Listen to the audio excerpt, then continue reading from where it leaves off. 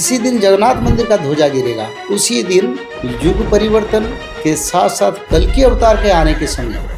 हमारे कल्कि भगवान का जन्म कहाँ होगा? उत्तर प्रदेश के संभल या कोई और संभल है? उत्तर प्रदेश के संभल लीलाभूमि होगा कल्कि का, ये निश्चित है। कल्कि जब वो संहार कार्य करेंगे, कुछ समय के लिए कल्कि रहेंगे, उसका बाद उनके नाम वही माधव। तृतीय विश्व युद्ध को लेकर काफी ज्यादा चर्चाएं चल रही हैं कि कब होगा। जब मीन शनि चलन भारत में होगा 2025 में, मैंने बताया उसी समय भारत के क्षेत्र में पाकिस्तान के साथ लड़ाई होगा, चाइना के साथ लड़ाई होगा, मुस्लिम कंट्रियों के साथ। भविष्य मालिका में भारत के भविष्य के बारे में क्या लिखा है कि वॉर के बाद क्या होगा? भारत सबसे बड़ा देश बन के रहेगा और भारत विश्व को शासन करेगा, विश्व गुरु बनेगा। भगवान कल्कि सारा विश्व का राजा बनेगा। नमस्कार, स्वागत है आपका जैन जी वेदा के एक और नए एपिसोड में। आज के इस एपिसोड में हमारे साथ भविष्य मालिका प्रचारक पंडित काशीनाथ मिश्र जी हैं, जिन्होंने भविष्य मालिका को उड़िया भाषा से हिंदी, इंग्लिश और अन्य भाषाओं में ट्रांसलेट किया है। तो आज हम उनसे जानने का प्रयास करेंगे कि भविष्य मालिका में क्या क्या लिखा है। प्रणाम पंडित जी। जय जगन्नाथ। स्वागत है आपका हमारी पॉडकास्ट में। तो जैसे आपने काफ़ी सारे पॉडकास्ट किए, वहाँ पर आपने काफ़ी चीज़ें बताई, तो ऐसे आपने जगन्नाथपुरी में मिलने वाले संकेतों के बारे में बताया जो भविष्य मालिका में लिखा हुआ है। तो क्या है ये संकेत और कौन कौन से संकेत अभी तक मिल चुके हैं? नीलचक्रुनेत खसिव प्रभु रंगाधर लीला बेलकु से होइबे नील धवल रूप टलिब नाही जे ए कथा निश्चय होइब जान टाकी बसिछन्ति भरोसा करी भक्त माने। महापुरुष अच्युतानंद ने बड़ा भाव भक्ति से लिखे थे। बोले जब जगन्नाथ क्षेत्र के नील चक्र से ध्वजा गिरेगा और प्रभु उसी समय अवतार होंगे, प्रभु कल्कि अवतार धारण करेंगे और धर्म संस्थापना करेंगे, और इसके लिए चारों युग से भक्त इंतजार में हैं। और जिसी दिन जगन्नाथ मंदिर का ध्वजा गिरेगा उसी दिन युग परिवर्तन के साथ साथ कल्कि अवतार के आने के समय होगा। 2005 से बार बार करीब 50 बार ये ध्वजा गिर चुका है। इसका अर्थ है ये ध्वजा गिरने के कारण महापुरुष अच्युतानंद का वाणी का सत्यता और कल्कि अवतार का प्रमाण मिलता है। और कौन कौन से संकेत जो आपने और बुक में लिखे हैं कि और कितने संकेत मिल चुके हैं? मेरे शास्त्र में जो मैं लिखा हूँ उसमें कई संकेत का बारे में अच्युतानंद जी ने लिखे थे। देउल रुचुन छाड़िब चक्र वक्र होइब माहालिया होई भारत अंक कटाउथिब अरे बड़ देउल को आपणे जेबे तेजा करिबे। एक दिन भगवान के परम भक्त गरुड़ जी, ये जो भविष्य मालिका ये कलयुग में सिर्फ रचना नहीं हुआ है। भविष्य मालिका ये महाविष्णु गरुड़ जी पूछ रहे हैं, प्रभु कल्कि अवतार कब रहेंगे? आप तो भी विष्णु अवतार है, सत्ययुग है, त्रेता युग आएगा, द्वापर आएगा, फिर कलयुग में कल्कि अवतार। और आप तो नीलाचल क्षेत्र में दारू ब्रह्म के विग्रह के हिसाब से रहेंगे, परम ब्रह्म सच्चिदानंद रूप में। तब भगवान विष्णु गरुड़ जी को बताए, ये गरुड़ संवाद है।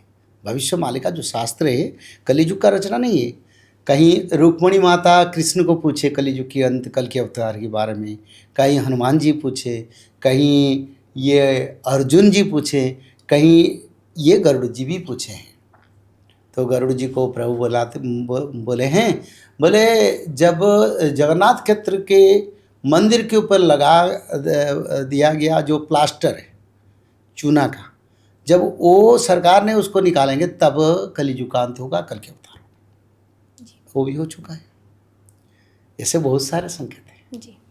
हमारे कल्कि भगवान का जन्म कहाँ होगा? उत्तर प्रदेश के संभल गांव में या कोई और संभल है? शास्त्र में लिखा है संबल ग्राम में प्रभु जन्म होंगे। सही है, जैसे बेटी तू बताते हो ना, संबल ग्राम में वेद में लिखा है, आगम निगम पुराण शास्त्र महाभारत रामायण सब में लिखा है, पर उत्तर प्रदेश के संबल लीला भूमि होगा कल्कि का, ये निश्चित है। क्योंकि देखो विश्व में पहले बार कल्कि मंदिर बन रहा है, पहले बार। ये क्यों बन रहा है, क्यों हमारी सरकार इसको बना रहे हैं? क्योंकि कल्कि का आगमन हो रहा है, इसलिए क्षेत्र प्रस्तुति अभी से शुरू होगा। लीला क्षेत्र होगा संबल, पर जन्म क्षेत्र वो भी संबल है, वो संबल गुप्त है। गुप्त भूहि रे खेल खेलुथिबे मदन गोपाल होई, ଆଉ पंचकोशी मध्ये नाभि गया तीर्थ कहे अच्युत निठाई। गुप्त भूमि रे खेल खेलुथिबे, यानी गुप्त पवित्र क्षेत्र भगवान कल्कि जन्म होंगे। वो क्षेत्र कहाँ है ना, पंचकोशी के मध्यस्थल बिरजा क्षेत्र, वहीं पर कल्कि का अवतार होगा। अच्युतानंद जी ने लिख दिए, कहले पंचकोशी मध्य नाभि गया तीर्थ। हमारा भारत में 3 गया है। गया में क्या होता है ना, पिंडदान करते किया जाता है पितृलोगों को मुक्ति के लिए। एक बोध गया बिहार में, पाद गया उत्तर प्रदेश में, और नाभि गया कहाँ है, उड़ीसा के बिरजा क्षेत्र में नाभि गया तीर्थ है। और अच्युतानंद जी ने बोले गुप्त हुई रे खेल खेलुथिबे मदन गोपाल हुई, कृष्ण बलराम एक शरीर में कल्कि रूप में वहीं पर जन्म होंगे। और वो क्षेत्र कहाँ है ना, नाभि गया तीर्थ जहाँ है। गुप्त गंगा अछि जाहि नवमा धव विजेताही। जहाँ गुप्त गंगा है, जहाँ नाभि गया तीर्थ है, वहीं पर नव माधव, एक माधव कौन है, कृष्ण, और दूसरा माधव कल्कि है। और नया माधव की रूप में वहीं पर जन्म होंगे। अच्युतानंद जी ने लिख दिया, उन्होंने नहीं लिखा। वो बोले भगवान विष्णु ने मेरे को बताया यहीं पर मैं जन्म होगा। तो जैसे भविष्य मालिका में लिखा है कि 2004 के बाद उनका जन्म कभी भी हो जाएगा, कभी भी हो सकता है। हाँ, तो जैसे अभी तक उनके जन्म को लेकर कुछ सुनने में नहीं आया कि उनका जन्म हो गया है, और उन्होंने कोई लीला भी नहीं की जिससे कि लोगों को पता चले। देखो भगवान का लीला को हर समय हर पल भक्त अनुभव करता है। भगवान कभी आत्म प्रकाश नहीं करते, कभी मैं भगवान नहीं बोलते, कभी आके मीटिंग करके सभा करके अपने आप का प्रकाश कार्य नहीं करते, पर धर्म प्रचार करवाते हैं किसके माध्यम से, हमारे माध्यम, भक्तों माध्यम, जैसे तुम कर रहे हो, मैं कर रहे हो, तुम्हारा चैनल कर रहा है। ऐसे प्रभु धर्म प्रचार करवाते हैं किसे, भक्तों के माध्यम से। पर प्रभु का प्रकाश तब होता है जब युग परिवर्तन होता है। तो इसलिए कल्कि भगवान का लीला स्वरूप ये सब चल रहा है, और ये उनकी कृपा से हो रहा है। समय से वो प्रकाश जरूर होंगे, पर सिर्फ भक्तों के लिए प्रकाश होंगे, सभी पापी अधर्मी विधर्मी के लिए उनका प्रकाश नहीं होगा। तो कल्कि भगवान की कोई पहचान करना चाहे तो वो कैसे करेगा, जैसे आप कभी मिले हों? अच्युतानंद जी को उनकी परम शिष्य रामचंद्र ने बोले गुरुदेव प्रभु को हम कैसे पहचानेंगे? तब अच्युतानंद जी ने बोले भगवान को कौन पहचानेगा, अगाध सागर नाही पारावार, महिमा के कही पारी, मन्नी न पारिले सती सरस्वती, तुअबा केते पहचारू। बोले शंकर भगवान ब्रह्मा सती सरस्वती गायत्री जिसकी महिमा को समझ नहीं पाया, उनके महिमा में क्या बताऊंगा, उनका पहचान कैसे मैं बताऊंगा। जो प्रभु का महिमा अनंत सागर है जहाँ किनारा नहीं दिखाई देता है। तो इसलिए भगवान को प्राप्ति के लिए भक्ति ही मार्ग है, और विश्वास और इंतजार। जो भक्ति विश्वास इंतजार में रहेंगे वो कल्कि को प्राप्त करेंगे। तो जैसे हमारे जब त्रेता युग में रावण आया तो राम जी आए, ऐसे द्वापर युग में कंस आया तो श्री कृष्ण आए, ऐसे ही अब कलयुग में कल्कि जी आ रहे हैं। तो ये जो भगवान के नाम का जो पहला अक्षर है, वही जो हमारे राक्षस उसके नाम का पहला अक्षर है। तो ये नाम के अक्षर का कुछ मीनिंग है क्या? नाम का अक्षर एक मीनिंग है, क्योंकि जब प्रभु मीन अवतार हुए थे तब प्रभु हयग्रीव नाम के असुर को धर्म संस्थापना के लिए मारे थे, क्योंकि उन्होंने वेद को चुराया था। अतीत प्रलय पाए उच्चिताय सवेद से हत्वा सूरंग हयग्रीवं वेदान प्रत्याहर धरी दधार सफरी रूपं भगवान हरीश्वर। भगवान हयग्रीव नाम के असुर जैसा रूप खुद को बनाया, उसको हत्या किया। और उसका बाद फिर सत्ययुग के बाद त्रेता युग में राम आए, तो र और र में रावण, र में राम आया। ये सत्ययुग में हुआ था, त्रेता युग में हुआ। द्वापर युग में भी भगवान कृष्ण कंस को विनाश किया, बड़े असुर था। और कली युग में मृक्षों को संहार प्रभु करेंगे और कल्कि भगवान आएंगे। पर कल्कि भगवान का नाम क्या है? क्योंकि भगवान का अवतार का नाम होता है। जैसे कृष्ण पहले जब जन्म हुए, उनका नाम क्या था? देवकी नंदन। पर वृंदावन में वसुदेव रहा, और कोई जसोदानंदन बोले। फिर जब मथुरा से छोड़ के वो द्वारिका आए, द्वारिकाधीश बने। और ब्रज में उनको कृष्ण, गोविंद, दामोदर, माधव, मधुसूदन भी बोल रहे थे। तो भगवान के नाम परिवर्तन होता है लीला के साथ साथ। कल की भगवान का लीला भी ऐसे होगा, पहले माधव रूप में वो जन्म होंगे, और फिर वो जब संहार कार्य करेंगे, उनका नाम कल्कि रहेगा। कली युग में जो कल्कि अवतार माधव मृक्षों का संहार करेंगे।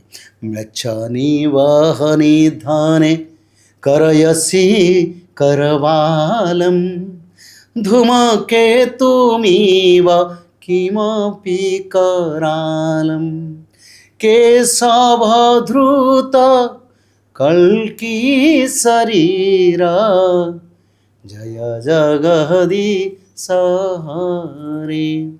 तो मृक्षों को संहार करेंगे माधव। म अक्षर में माधव है और म अक्षर में मृक्ष है, और समय अनुसार जैसे अवतार है वैसे नाम, ऐसे संहार। वही कलयुग में माधव मृक्षों का संहार करेंगे। तो ऐसी कल्कि नाम का मीनिंग क्या है? कल्कि जब वो संहार कार्य करेंगे, कुछ समय के लिए कल्कि रहेंगे, उसका बाद उनके नाम वही माधव रहेगा, और जन्म से उनका नाम माधव रहेगा। इसके बारे में पंचसखाओं ने लिखे, अष्टवा हुरे अष्टायुध कली से जन्म, कली से जन्म हुए माधव। कलयुग के अंत में माधव जन्म होंगे। माधव नाम को जेहूँ जपई जन्म मरण ताहार नाही। जो माधव नाम को भजन करेंगे, जन्म मृत्यु बंधन चक्र से मुक्ति मिलेगा। और कलयुग के अंत में माधव नाम से कल्कि जन्म होंगे। ये लिखा है शास्त्र में जो लिखा हम बता रहे हैं। कल्कि का अर्थ है सारे यंत्र का, सारे टेक्नोलॉजी का, सारे नेटवर्क सिस्टम का, साइबर सिस्टम का वो राजा है, वो उनका मालिक है। तो जब चाहेंगे वो ऑपरेट करेंगे। जिस समय वर्ल्ड वार होगा, कल्कि अपने हाथ पर सभी टेक्नोलॉजी, सभी साइबर सिस्टम, सभी नेटवर्क सिस्टम अपने हाथ में ले लेंगे। अभी ले चुके हैं कल्कि भगवान। जो ब्लैकआउट हुआ एक दिन के लिए बेल्जियम, फ्रांस और पुर्तगाल और एक देश में, ये ब्लैकआउट कल्कि लीला है। उसको नेचर अटैक कहते हैं। नेचर अटैक नहीं है, ये कल्कि लीला है।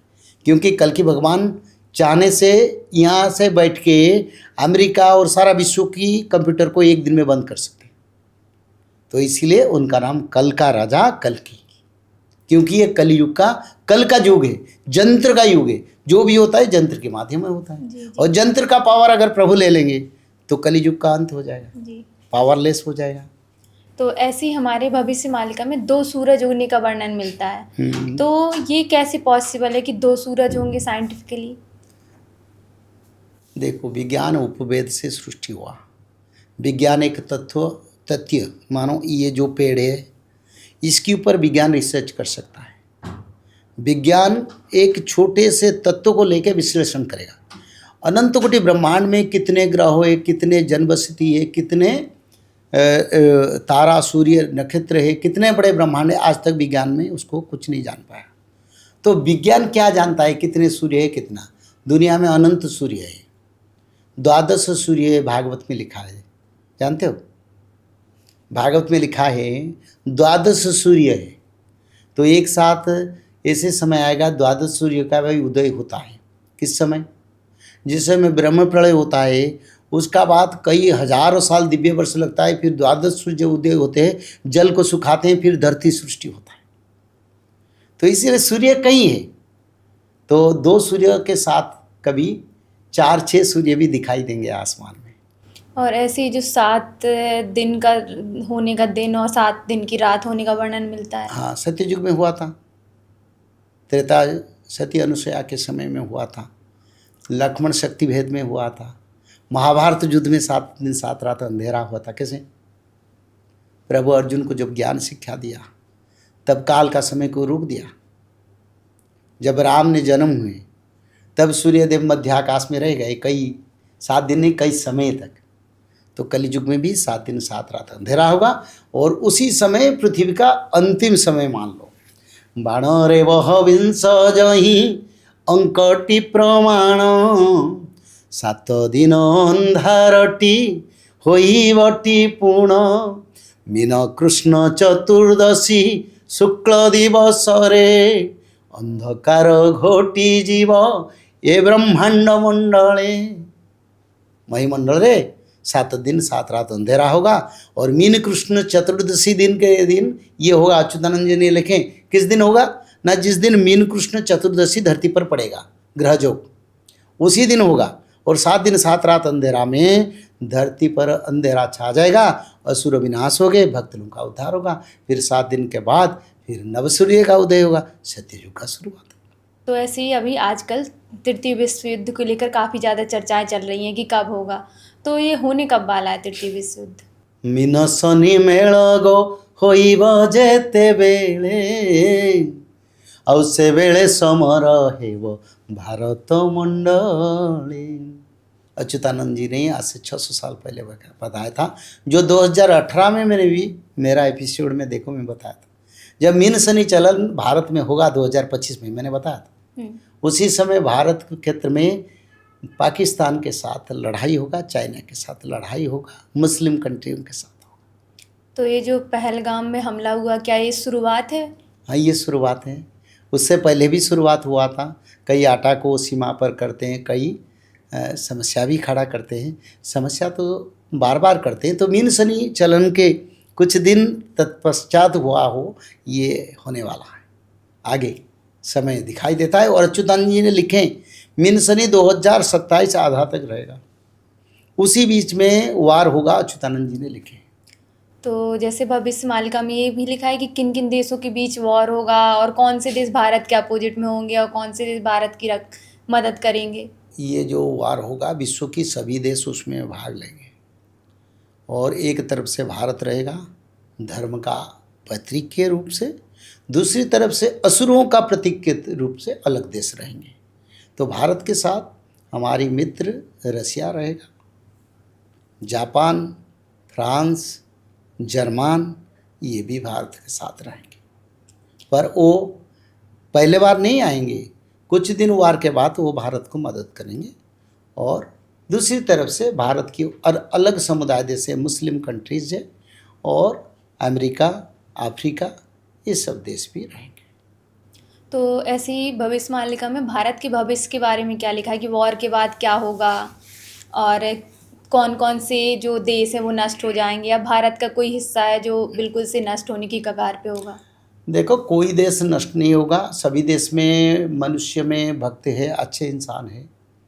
तो भगवान कल की सभी को पालन करेंगे, सभी का भगवान कल की है, सभी धर्मों का भगवान के रूप में वो आ रहे हैं। और विश्व में सभी देश में भक्त लोग बचेंगे, और छोटे छोटे संख्या रहेगा।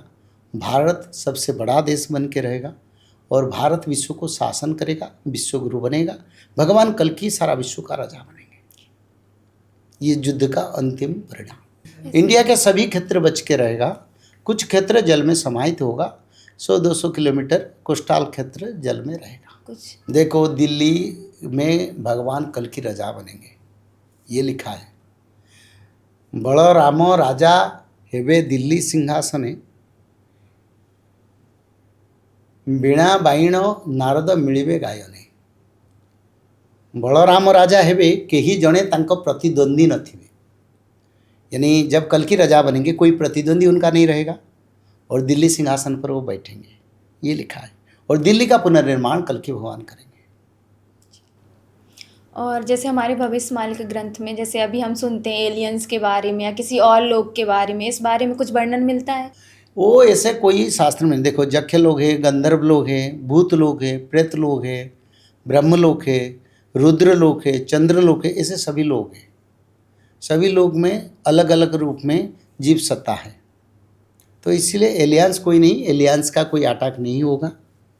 जो होगा यहीं पर मनुष्य के बीच में होगा। और भगवान भी मनुष्य रूप में आएंगे और देवता भी मनुष्य रूप में आएंगे, असुर भी मनुष्य रूप में हैं, उनके साथ लड़ाई।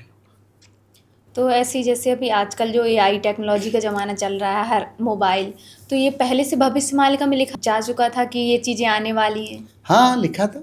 भविष्य मालिका में अच्युतानंद ने लिखे थे, चारण चरण वारण होइबे, वरण न करी धन, प्रेरण जंत्र रे ध्यान रखिथिबे, दुष्ट भावना रखिण। यानी साधु संत का कोई सेवा नहीं करेंगे, वेद शास्त्र नहीं पढ़ेंगे, मंदिर में जाके मथा नहीं टेकेंगे, भगवान की वाणी को नहीं मानेंगे, वेद की नियम को नहीं मानेंगे। मनुष्य लोग 24 घंटा एक प्रेरण यंत्र आएगा जिसमें आएगा सब, और उसकी में सुबह से शाम लोग लगते रहेंगे। आप तो देखते हो मोबाइल, रास्ता में जाते बैठते खाते सोते सब हाथ चलता है। तो ये लिखा था जी। तो जैसे आज हर जगह एआई का ज़माना है, तो आगे चल के ये चीज़ें इतनी ज़्यादा एडवांस हो गई हैं, अभी हो भी गई हैं कि आधा हमारे इंसानों का काम वो लोग कर रहे हैं। तो ये तो इंसानों के लिए खतरा है। तो आगे चल के जो वॉर की बात की गई है, जो हमारे कलयुग और कल्कि जी के बीच में होने वाला, तो क्या एआई और भगवान के बीच में युद्ध होने वाला है? भगवान ने ये यंत्र शक्ति का सृष्टि किया, हर यंत्र शक्ति भगवान के अधिकार है। हमारी देश की इसरो ने जब कभी कार्य करता है तो गणपति का पूजा होता है, भगवान का पूजा होता है। ऊपर जो गया था, जो सुनीता विलियम, उन्होंने भगवत गीता का पढ़ रहा था, वहीं पर सब भगवान का वरदान है। भगवान के साथ कौन लड़ाई करेगा? युग था कली, भगवान की इच्छा से यंत्र शक्ति का उत्पत्ति हुआ था। फिर युग का परिवर्तन के लिए वो यंत्र शक्ति का जरूरत नहीं है, तो प्रभु उसको विड्रॉ कर लेंगे। लड़ाई का बात कहाँ है? तो ये कली है, जो यंत्र और ये टेक्नोलॉजी, ये कली है? नहीं, कली यंत्र शक्ति नहीं है। यंत्र शक्ति भगवान की शक्ति है।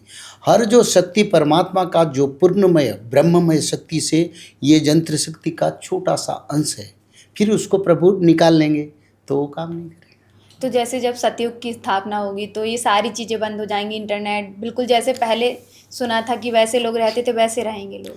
पहले लोग अलग तरीके में थे कलयुग में। सत्ययुग का वाणी बात को अगर आए, इंटरनेट से पावरफुल हमारा सत्ययुग है।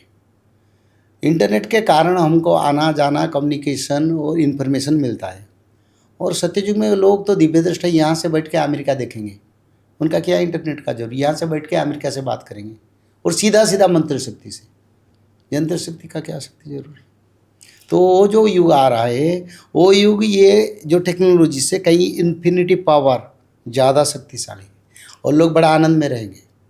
पुष्पक विमान में आसमान में लोग जाना जाना करेंगे, कोई लोकल विमान जरूर, और नीचे रास्ता में जाने वाले घोड़े पर, घोड़े रथ पर बैठ के जाएंगे। और उस घोड़े का पावर जितना आएगा, हर्ष पावर, हमारा तो आजकल की गाड़ी में एक हर्ष पावर में नहीं है। एक एक हर्ष का जो पावर होगा, वो पावर से लोग एक स्थान से दूसरा स्थान को आज की समय से जितना समय लगता है उससे कम समय में पहुंचेंगे। तो जैसे धर्म संस्थापना होगी, तो जो आज हम लोग हैं, तो ऐसे जो लोग बोलते हैं कि कुछ ही लोग बचेंगे, तो जो लोग बचेंगे वो किस कारण से बचेंगे? देखो, कुछ लोग बचेंगे हमने नहीं बताया, जो धर्म को आएंगे बचेंगे, जो अधर्म कर रहे हैं वो नहीं रहेंगे, बस यही वाणी है। तो ऐसे मैंने आप कहीं पढ़ा था कि कुछ नंबर ऑफ जो बचेंगे ह्यूमंस, बहुत ही कम बचेंगे और बाकी सब का नष्ट हो जाए। अभी भी समय है, लोग धर्म की अगर आ सकते हैं तो परिवर्तन हो सकते हैं। नहीं आएंगे, मांस मछली खाते हैं, मदिरा खाते हैं, त्रिकाल संध्या नहीं करते हैं, भागवत नहीं पढ़ते हैं, तो इन लोगों का क्या होगा? उन लोगों का धर्म का युग में उनका क्या काम है? त्रिकाल संध्या जो आपने बताया, ये क्या है? त्रिकाल संध्या एक ब्रह्म कर्म है जो सत्ययुग में सभी मानव करेंगे। उससे पहले हम सिखा रहे हैं अभी। वो जो लोग सीख जाएंगे वो सत्ययुग को चल जाएंगे, जो सीख नहीं पाएंगे वो नहीं जाएंगे। तो इंसानों को क्या क्या त्रिकाल संध्या? त्रिकाल संध्या, भागवत पठन, माधव नाम भजन, शाकाहारी भोजन, सत्ययुग जाएंगे। तो ये जो इंसान करेगा वो सत्ययुग, हाँ, जो करेंगे उसको मानेंगे, जरूर जाएंगे।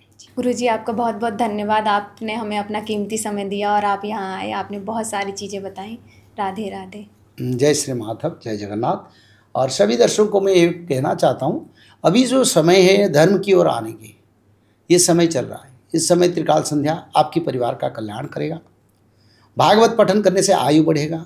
माधव नाम भजन करने से आने वाले आपद से रक्षा मिलेगा।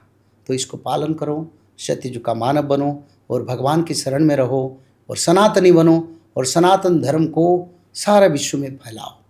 यही सबसे बड़ा समय है। इस समय इस कार्य होना है और भक्तों के माध्यम में ये कार्य होगा। आप अगर इस भाग्यदारी है या यानी आप ऐसे भाग्यशाली हो, इस कार्य को करो, आपका जीवन का सार्थक होगा। जय जगन्नाथ।